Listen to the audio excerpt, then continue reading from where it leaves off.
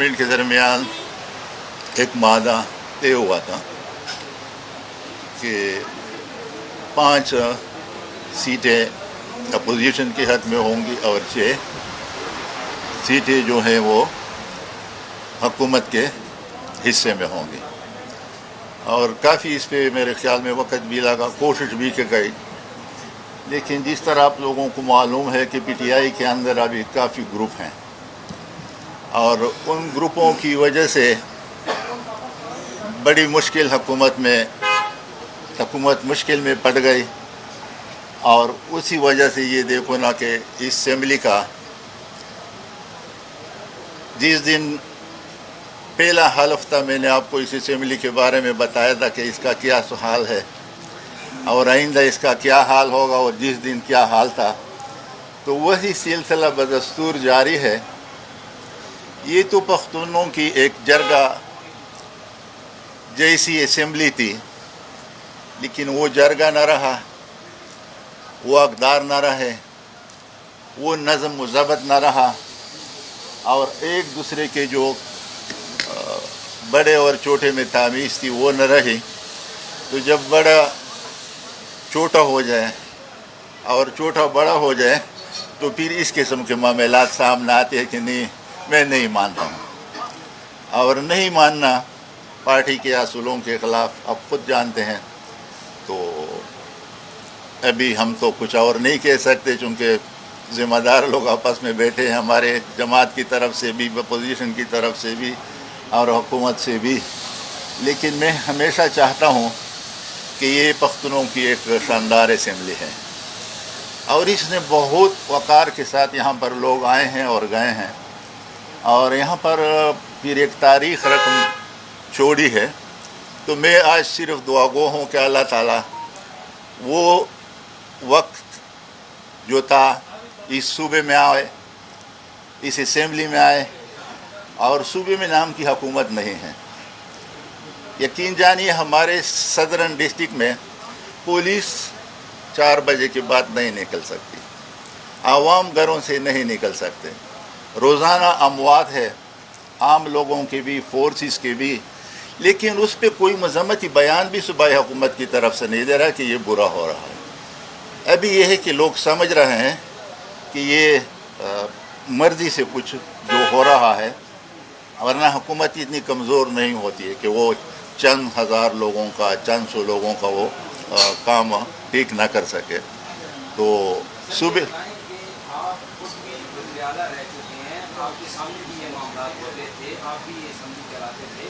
तो अभी जो आप लोगों का फार्मूला तय हुआ था गवर्नमेंट के साथ 5-6 का, तो वो तो बिना मुकाबला के की सेटलमेंट थी। अब बाकायदा वोट पोल किए जा रहे हैं, इलेक्शन हो रहा है, तो अब आप क्या समझते हैं कि अपोजिशन कोई सरप्राइज देगी, कोई सीटें ज़्यादा निकाल देगी? कोशिश तो है भाई, तो ये अंदर की बातें हैं, कोई गैब की किसी के पास नहीं है। तो हमारी ख्वाहिश तो होगी कि अपोजिशन ज़्यादा सीटें निकालें, लेकिन वो आप लोगों को मेरे ख्याल में शाम 6-7 बजे नतीजा निकल आएगा। उम्मीद तो यही है, क्योंकि यहाँ पर सूबे के आवाम भी नाराज़ हैं, गवर्नमेंट मुलाजिमीन भी नाराज़ हैं, आपकी बिरादरी भी नाराज़ हैं। राजी तो कोई बंदा मुझे नज़र नहीं, MPA भी नाराज़ है, क्योंकि MPA की कोई औकात नहीं है ना। MPA अभी इस तरह एक गपशप बन गया है कि लोग उस पर हंसते हैं।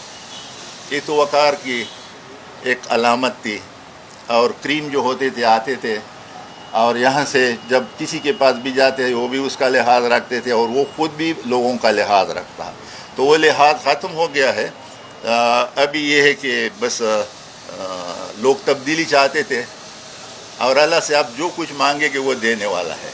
तो शायद इस सूबे के अवाम ने यही चीज़ मांगी थी जो अल्लाह ताला ने उसको सुपुर्द की है।